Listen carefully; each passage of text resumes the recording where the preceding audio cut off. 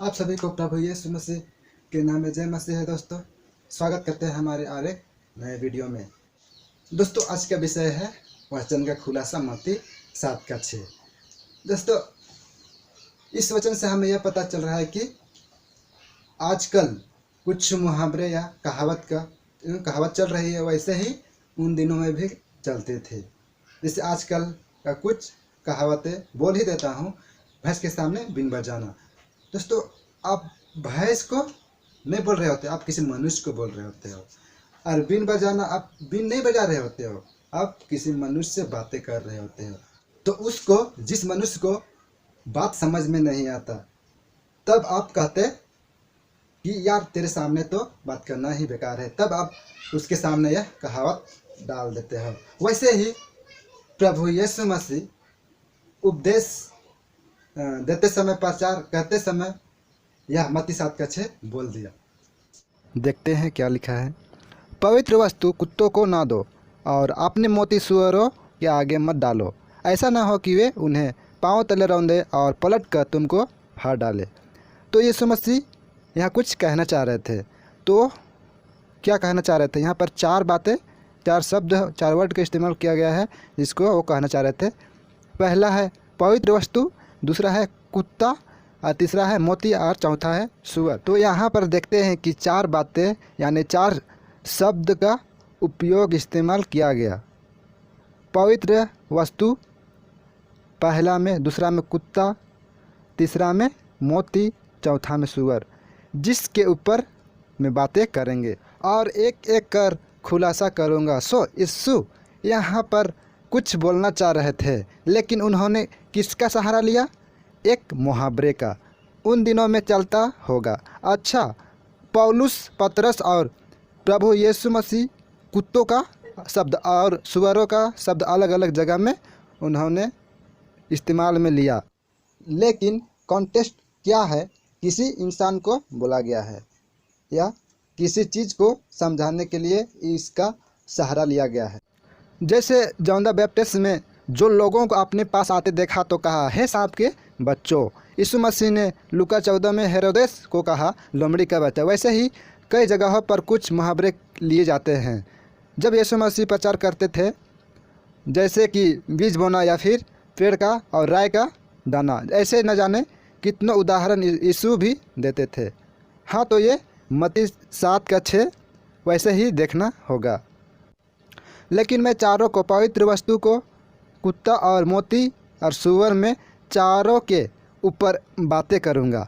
तो यहाँ पढ़ते हैं, ऐसा लगता है कि यहाँ डायरेक्ट जानवरों की बात हो रही है, लेकिन यहाँ ऐसा कोई जानवरों की बात नहीं हो रही है। दरअसल ये मनुष्यों को बताता है। इसका मतलब कुत्ते जैसे नेचर, सुअर जैसा नेचर, या फिर इनकी ऐसी कुछ हरकतें जो उस टाइम पे भी चलती थी और आज भी चल रही है, तो इसको ये बता रहा है। तो पहली बात आपको ये समझ में आ जाना चाहिए कि ये पूरा के पूरा कॉन्सेप्ट या फिर लिखने के पीछे, ये फिर यीशु मसीह का बोलने के पीछे ये मकसद है कि मनुष्यों को बोल रहा है, यह बात बता रहा है। आइए देखते हैं कैसे।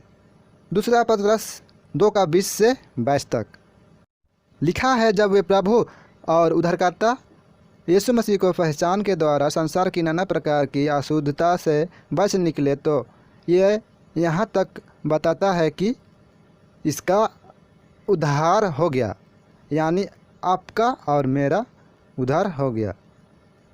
यहाँ तक ठीक है। और लिखा है, फिर उनमें फंस कर हार गए। किन में फंस कर हार गए?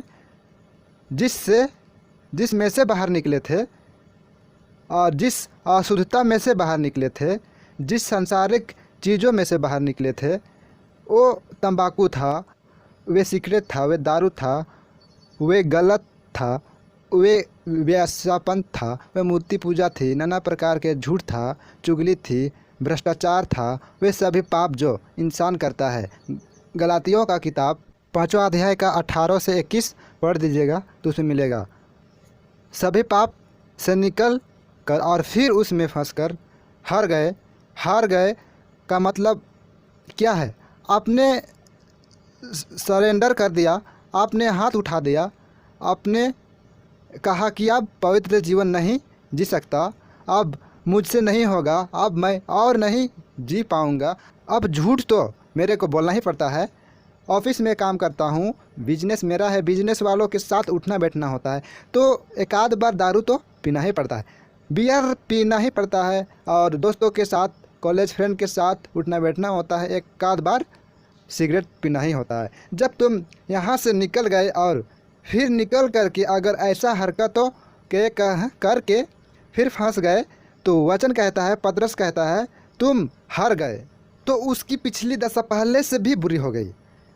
मत्ती 12:13 में लिखा है, उसने बढ़ाया और वहाँ फिर दूसरे हाथ की नाएँ अच्छी हो गई। यीशु कहते हैं कि जिस इंसान में से दुष्ट आत्मा निकलता है या निकल जाती है, और जब वह व्यक्ति जिसमें से निकली हुई दुष्ट आत्मा अगर वह यीशु के साथ ठीक नहीं जी रहा होता है, वह फिर खाली हो जाता है। क्योंकि यीशु मसीह प्रकाशित वाक्य 3:20 में कहता है कि दरवाज़ा खटखटाकर ही अंदर आता है और वे व्यक्ति खाली पाया जाता है। तब दुष्ट आत्मा आती है, अकेले नहीं बल्कि साथ अपने साथियों को भी ले आती है, और वे उनमें घुस कर बैठकर उसकी हालत ख़राब कर देती है। इसलिए यीशु ने कहा कि इस युग के लोगों को भी हालत ऐसी है। इसका मतलब है कि उनकी पिछली दशा पहले से भी बुरी हो जाती है, क्योंकि धर्म के मार्ग में न जानना ही उनके लिए इससे भला होता कि उसे जानकर उस पवित्र आज्ञा से फिर जाते। मतलब वे उद्धार नहीं पाते तो उनके लिए भला होता। अब उद्धार को पाकर, सत्य को जानकर वापिस वही गलती करोगे तो इसको कहता है कि उस पवित्र आज्ञा से फिर जाते हैं। मतलब आप सब कुछ जानकर फिर गए, सब कुछ जानकर आप फिर गए तो भला होता, उससे अच्छा आप संसारिक ही होते। उस पवित्र आज्ञा से फिर जाते हैं का मतलब वो उद्धार नहीं पाते तो भला होता, मतलब भला होता। सत्य को नहीं, सत्य को जानकर वापस वही गलती करोगे तो उसको कहता है कि उस पवित्र आज्ञा से फिर जाते हैं। मतलब सब कुछ जानकर भी फिर गए, उससे भला होता कि तुम संसारिक हो रहते। आना है तो पूरा आओ और नहीं तो आबे मत करो। या प्रभु यीशु मसीह को जानना है तो पूरा जानो, नहीं तो जानबे मत करो। जो उन्हें सौंपी गई थी उन पर यह कहावत ठीक बैठती है। तो किस पर कहावत ठीक बैठती है? जो उद्धार पाकर हार गए पाप से और उनकी दशा पहले से भी बुरी हो गई। अच्छा होता कि वे संसारिक ही होते, प्रभु में नहीं आते या नहीं होते। तो उन पर कौन सी कहावत ठीक बैठती है कि कुत्ता अपने छांट की ओर और धोई हुई सुअरनी कीचड़ में लौटने चली जाती है या चली जाती है। चलो, इसका मतलब है कि बात किस पर हो रही है? बात इनके ऊपर नहीं हो रही, बात सुअर और कुत्ता के ऊपर नहीं हो रही है, बात इनके जैसे चरित्र, कैरेक्टर, नेचर, ऐसे मनुष्यों की बात हो रही है। तब जाकर यीशु मसीह ने ये वचन बोला। मतलब ये कुत्ते और ये सुअर कौन है? वचन बताता है कि कुत्ते और सुअर कौन है। नीति वचन 11:22 लिखा है कि जो सुंदर स्त्री विवेक नहीं रखती वह थूथन में सोने की नथ पहने हुए सुअर के समान है। मतलब ये कौन है ऐसी औरत जो सुंदर ऐश्वर्या की तरह है, सुंदर मिस यूनिवर्स की तरह है, सुंदर मिस वर्ल्ड की तरह है, सुंदर बोल दीजिए उससे भी बेहतर सुंदर है, लेकिन उसको क्या नहीं है? विवेक नहीं है, एहसास नहीं है। तो ऐसे को नीति वचन सुलेमान राजा नीति वचन का लेखक कहता है कि वह सुअर है। तो सुअर कैसी होती है? कीचड़ में लोटपुट होकर सोने की नथ पहने हुए जैसी। मतलब सुंदर तो है लेकिन उसका कहाँ है? विवेक पूरा कीचड़ वाला है। सुंदर तो है लेकिन उसका दिमाग नहीं है, सुंदर तो है अकल नहीं है, सुंदर तो है पर परमेश्वर के वचन को नहीं समझते। सब कुछ तो टैलेंट है, पूरा दुनिया में फेमस है, लेकिन ऐसी हरकतें हैं तो उसको क्या कहेंगे? यही तो कहेंगे जो इनमें लिखा है, सुअर के समान। दोस्तों ये हो गया हमारा दूसरा भाग तक, जो कुत्ता और सुअर के विषय में बात हो रहा था, उसके कैरेक्टर के विषय में बात हो रहा था। तो इसको हम लोग जान गए। अब जानेंगे जो यीशु मसीह ने कहा था पवित्र वस्तु और मोती को, इसके विषय में बात करेंगे। चलिए वीडियो शुरू करते हैं। पवित्र वस्तु कौन है? यीशु यानी परमेश्वर से संबंधित है, गॉड से रिलेटेड। यानी पवित्र वस्तु कुत्ते के आगे मत डालो। ऐसा कुत्ते वाले मनुष्य जिनको पवित्र वस्तु की कदर नहीं है, जिनको यीशु की कदर नहीं है। जैसे कि मोती, सुसमाचार यानी परमेश्वर का वचन, ये दोनों को एक साथ बताता हूँ। पहला है पवित्र वस्तु, दूसरा है मोती।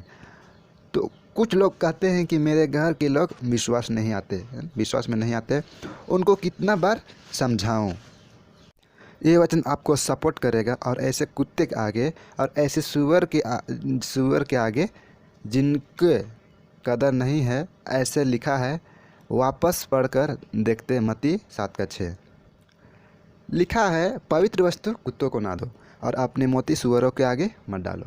ऐसा ना हो कि वे उन्हें पाँव तले रौंदे। ये पाँव तले क्यों रौंदेगा भैया? कि उनको कदर नहीं है, क्योंकि उनको कदर नहीं है मोती और पवित्र वस्तु का, उनको कदर नहीं है।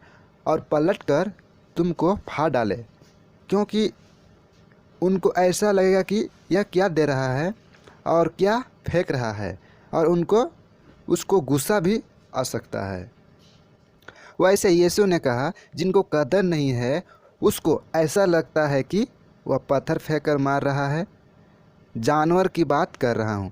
वैसे ही बहुत सारे, इस प्रकार से बहुत सारे आपके दोस्त, आपके पड़ोसी, आपके रिश्तेदार, आपके ऑफिस के, स्कूल के मित्र भी है। जब इसको कदर नहीं करते हैं तो वे पलट कर आपको भला बुरा कहेगा। तो ऐसा टाइम पे आप क्या करेंगे?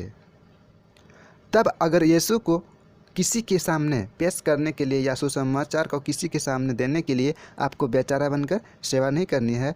हाँ, बेचारा बनकर सेवा करने की ज़रूरत ही नहीं है। एटीट्यूड रखना पड़ेगा, क्योंकि जिस यीशु को आप दे रहे हो वो सृष्टि करता है। पतरस को जब पता चला कि यीशु को पकड़ने आए थे जो सिपाही, वो सोल्जर्स होंगे रोम के, तो पतरस ने तलवार निकाली और एक सिपाही का कान काट दिया। यीशु ने कहा कि पतरस अपना तलवार अपने अंदर रख ले। अगर मैं चाहूँ ना तो चुटकी बजाकर 12 पलटन स्वर्ग दूत को नीचे बुला सकता हूँ। और आपको ये भी याद होगा जब यीशु को पूछा कि यीशु कौन है, तो यीशु ने कहा कि मैं हूँ। तो आपको पता है वहाँ क्या लिखा है? सब जमीन पर गिर गए। ये है यीशु का रुआब, कि यीशु का प्रचार करते वक्त में अपने रुआब रखे। आप एटीट्यूड रखिए, सर नीचे मत रखिए, बेचारा बनकर सेवा मत कीजिए। करिए, गरीब जरूर है लेकिन गरीब मत दिखिए। गरीब दिख कर सेवा नहीं कीजिए, गरीब बनकर सेवा नहीं कीजिए। या फिर अपनी पहचान ये मत रखो, यार यीशु को स्वीकार कर लो ना, यार चर्च में आओ ना, ऐसा बेचारा वाला सेवा मत कीजिए। मैं इस वचन के संबंधित में बात कर रहा हूँ, बहुत समझना है आपको। इसलिए लिखा है, बुद्धि होना बहुत ज़रूरी है। मैं आपको कहना चाहूँगा जिनको आप वचन सुनाते होंगे, अगर वो यीशु को कदर नहीं करते, उसके पास कोई ज़बरदस्ती या कोई मेहरबानी करने का कोई ज़रूरत नहीं है। मैं यहाँ फिर से बता दूँ, लिखा है पवित्र वस्तु और मोती कुत्ते और सुअर के सामने मत डालो, क्योंकि वह उनका कदर नहीं करते।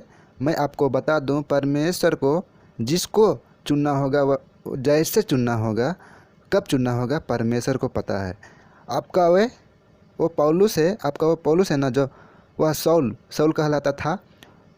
वो बहुत हट्टा था, वह किसी की बात नहीं सुनता था। लेकिन जब उनको स्वर्ग से यीशु का दर्शन हुआ ना, या दर्शन मिला, साउल का होश उड़ गया।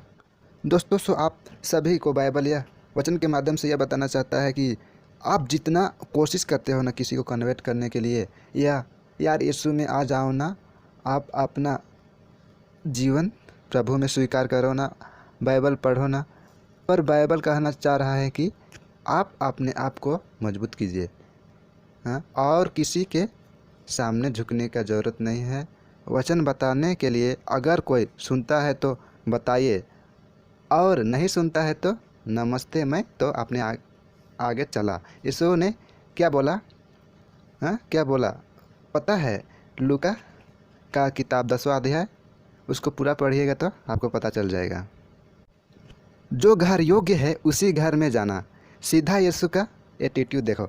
यीशु कहता है जो घर घर तेरे योग्य लगेगा या जो घर तुझे स्वीकार करेगा उसी घर में जाना। अगर तुझे लगा कि वो घर योग्य नहीं है या उसने तुझे स्वीकार नहीं किया तो अपने पैर का धूल झाड़ देना, मैं न्याय के दिन उससे बदला लूँगा।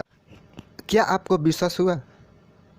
हो गया क्या? ज़रूर नहीं हुआ है तो फिर बताता हूँ। अब आप सोच के देखिए, क्या आप सोच के देखिए कि पवित्र वस्तु मोती क्या कीमती चीज़ है। जैसे पवित्र वस्तु कौन है? यीशु है। और मोती सुसमाचार को दर्शाता है, यानी बताता है, यानी कि यीशु की सेवकाई। किसी की बाप से नहीं डरना है जब वचन प्रचार करते समय। अगर उनको समझने में आता है तो प्रेस गॉड, अगर नहीं समझ में आता है तो नमस्ते। कोई और उनको प्रभु किसी दिन लेके आएगा या किसी और के द्वारा बचाएगा। लेकिन आप अपना कीमती चीज़, पवित्र वस्तु मोती, प्रभु यीशु मसीह को पेश करते वक्त में आपको किसी से बेचारा बनकर या गरीब बनकर पेश नहीं आना है। ये 4 चीज़ें आप लोगों को हमने बताई है। पहला हुआ सुअर, दूसरा हुआ कुत्ता, तीसरा हुआ पवित्र वस्तु, चौथा हुआ मोती। आपको ये सारे चीज़ों यानी चारों चीज़ को आपको समझने की जरूरत है। और ये मत्ती 7 का 6। अगले वीडियो में फिर मिलते हैं। Bye bye.